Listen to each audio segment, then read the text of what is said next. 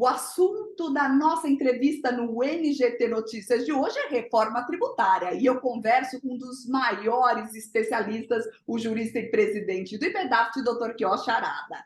Olá, Dr. Kiyoshi, um prazer recebê-lo aqui no espaço do NGT Notícias. Meu, Viviane. Dr. Kiyoshi, a mais recente proposta de reforma tributária, defendida aí pelo secretário extraordinário da reforma tributária, Bernardo Api, é focada em tributos sobre consumo, E depois de mais de 20 anos de discussão, a ideia é estipular um imposto único, o IVA, que é o Imposto sobre Valor Agregado, de 25%. Na União Europeia, o mesmo tipo de imposto é 21%. No Japão, 10%. Ou seja, seria aí um dos maiores impostos sobre consumo do mundo. Em contrapartida, o API sugere aí um cashback para as famílias carentes inscritas no cadastro único. São cerca de 25 milhões de famílias. A proposta até agora é devolver os impostos pagos sobre os produtos aí da cesta básica. Isso 15 dias depois da compra. Cashback vai compensar uma alíquota tão alta de 25%, doutor Kiyoshi? Besteira, Viviane. Eu acompanho a reforma tributária desde 2005, quando o Bernardo Apic apresentou o primeiro projeto de IVA, o barquinho, para compensar o federal e estadual. Desde lá não andou. Já estive presente em várias comissões técnicas lá da Câmara Federal e nada andou. E, primeiro, que o governo, tanto passado como atual, não tem nenhum projeto de reforma tributária. Não tem, não sabe elaborar e não tem quem elabore. Então, eles estão em cima do projeto apresentado no Senado Federal, 110, e o projeto do Baleia Rossi, que está na Câmara, é o 45. Então, o projeto próprio do governo federal não tem nenhum. Agora, esse negócio de cashback que você está falando é uma demagogia, Não existe imposto negativo. Imposto é para retirar uma parcela de riqueza produzida pelo particular, e não o contrário. O contrário, você tem que perseguir através das políticas públicas voltadas na área da assistência social e previdência social. Não tem nada a ver com direito tributário, estão confundindo áreas com bugalhos. Doutor Kiyoshi, lembrando aí, que a gente fala numa alíquota de 25%, falou até de 30%. A maior do mundo é na Hungria, de um IVA aí de 27%. Não é muito alto, e quando se fala em cashback, o senhor mesmo fala em demagogia, porque seriam taxados os produtos da cesta básica. Mas a pessoa carente consome só produto da cesta básica e os serviços, como ficaria? Como dizia o Salvador, o mal do grande do Brasil é esse amor incondicional à cultura europeia.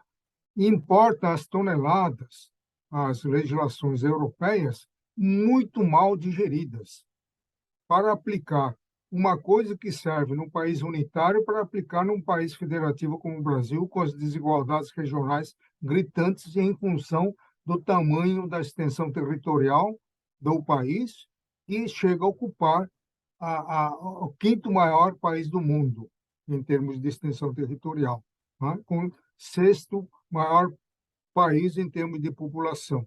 Então, isso daí não serve. E mal digerido por quê? Como você disse, lá a alíquota base é de 21%. Ouvi dizer que alguns países da Europa têm 25%, mas sempre possibilitando a flexibilização das alíquotas. Tem a alíquota de 20, de 18, 16, 14, 7, até de zero. Aqui não, meteu-se 25% linear para todos os produtos e mercadorias, com proibição expressa de conceder qualquer incentivo de natureza regional para reduzir as desigualdades socioeconômicas entre as várias regiões do país. Então, nunca vai dar certo.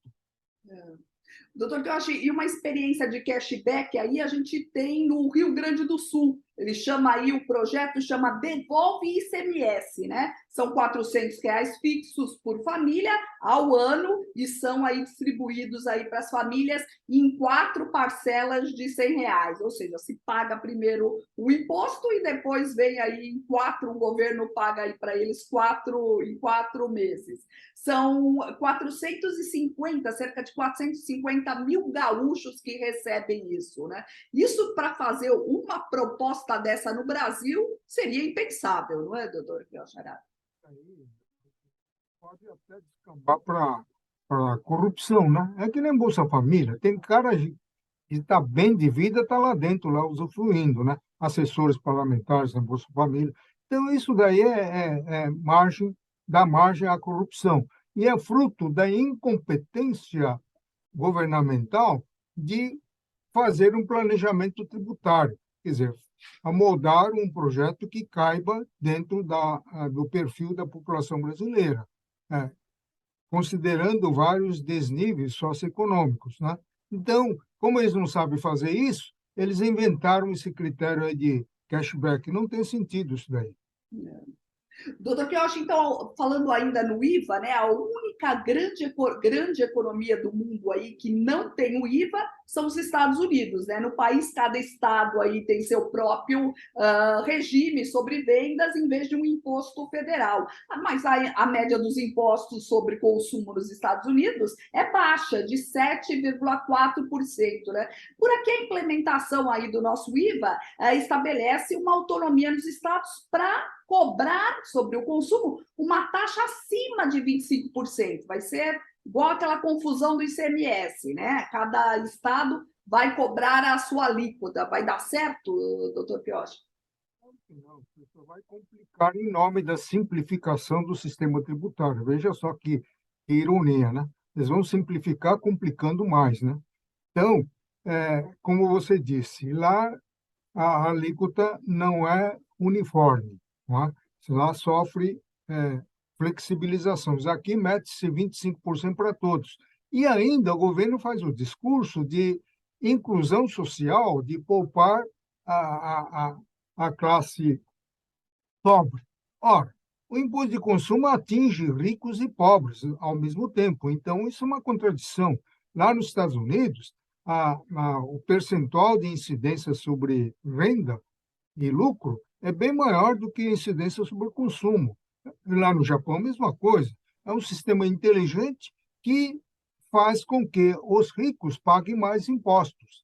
E não aqui como no Brasil, como é mais fácil arrecadar no consumo, entendeu? Porque o empresário simplesmente repassa para o consumidor e fica fácil, né? Então, eles metem uma carga estúpida, né? Que aqui no Brasil chega a 54% só de incidência de imposto sobre consumo. Isso considerando o global, município, estados e União, né? Então, ao passo que a renda fica bem menor, né? Em torno de média de 23%, 24%.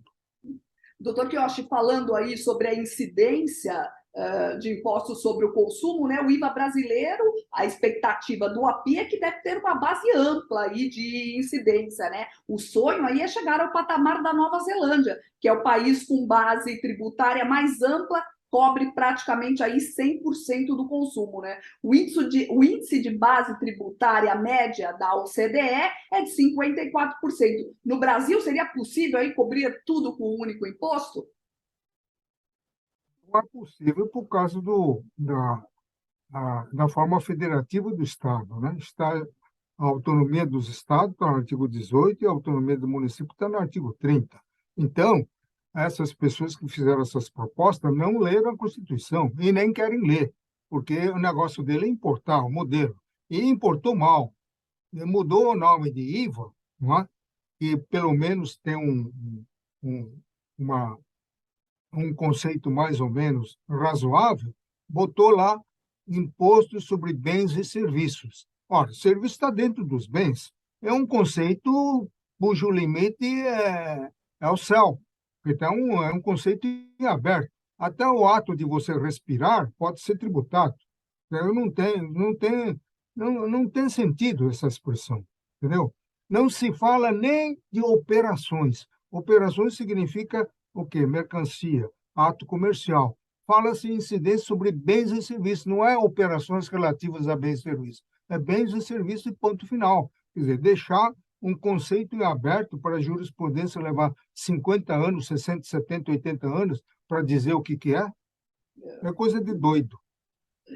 Doutor Kiyoshi, então, a implementação aí do IVA traz mudanças em tributos, né? Como o ICMS estadual, PIS, COFINS e IPI, impostos federais, e o ISS municipal, né? Tributos aí embutidos nos preços dos produtos e serviços. O IVA tem mudanças como a cobrança do destino, né? No local onde os produtos são consumidos e não mais no local onde são produzidos. Isso é suficiente aí para acabar com a chamada guerra fiscal aí entre os estados? Não, eu vou inventar outra forma. A guerra fiscal tem que ser combatida na forma da Constituição, na forma da lei. O grande problema é que o Supremo Tribunal Federal, embora de clareza lapidar a inconstitucionalidade de incentivo fiscal concedido unilateralmente, sem a intermediação do CONFAS, isso é público e notório que é inconstitucional. Mas leva 10 anos para decidir, para dizer que é inconstitucional. Enquanto isso, os estados vão cobrando. Então, o problema não é de legislação, o problema é de aplicação do que existe e que não está havendo. Então, se a guerra fiscal existe, é porque o Supremo Tribunal Federal ama a guerra fiscal, os governadores adoram a guerra fiscal e a União também aplaude. Então, por isso que está havendo guerra fiscal. Doutor Kiyoshi, as estimativas aí é que a reforma tributária sobre o consumo tem potencial aí para elevar o PIB do Brasil em no mínimo 10% nas próximas décadas. Faz sentido? Acho que é o contrário, né? Agora, eles parte do princípio que quanto mais tributo, mais cresce a economia. É o contrário.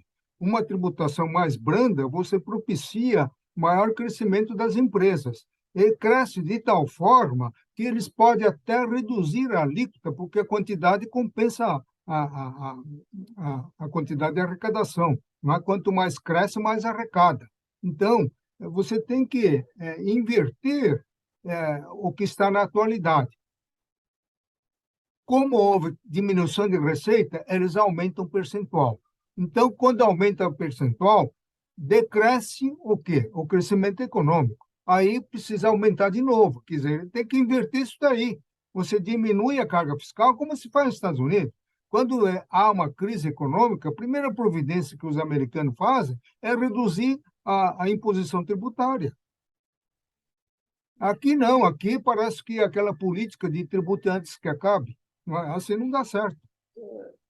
E, doutor, que eu acho que o desafio aí da reforma tributária é a discussão com os estados que reclamam aí de perda de arrecadação no ano passado, em 2022, com a redução dos tributos aí sobre combustíveis e energia elétrica, né? Alegam que a arrecadação da União bateu recorde no período. Vai ser uma briga boa essa com os estados, não é, doutor Kiyoshi?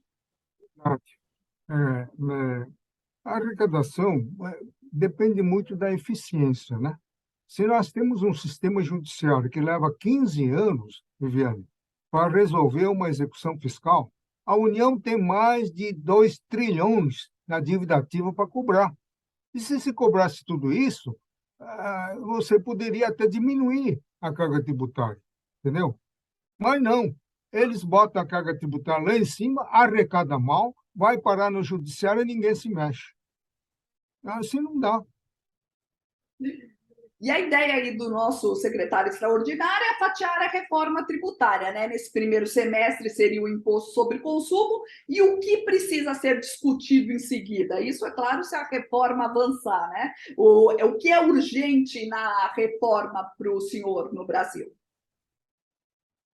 Urgente a reforma no Brasil é a reforma infraconstitucional, no nível infraconstitucional, né? Para reduzir ao tamanho da burocracia. A carga burocrática aqui está consumindo mais ou menos 3.600 horas por ano para cada contribuinte empresário, né? Então, isso precisa ser diminuído. Só que não temos o projeto. Temos o projeto de unificação do PIS/COFINS, da gestão Paulo Guedes, cuja soma de artigos é maior do que a soma dos artigos de cada um desses tributos. Você já viu uma coisa dessa? Simplificar, complicando, aumentando o número de dispositivos. E tem aquele projeto maluco de reintrodução, parece que o governo Lula está vidrado com isso, é a tributação dos lucros e dividendos. Coisa de doido, né? Quer dizer, é próprio de quem tem uma visão curta, né? Ele só vê o imediato, né? Vê o dinheiro entrando na caixa registradora, fica contente com o barulhinho, né?